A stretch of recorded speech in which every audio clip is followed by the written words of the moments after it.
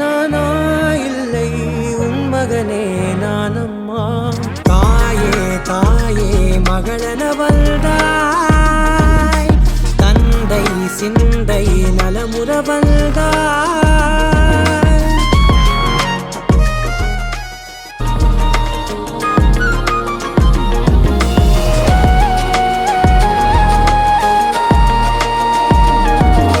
திருச்செல்வியே என் தேசம் நீயடி, திசை காட்டிடும் சுட்டும் வரலும் நீயடி.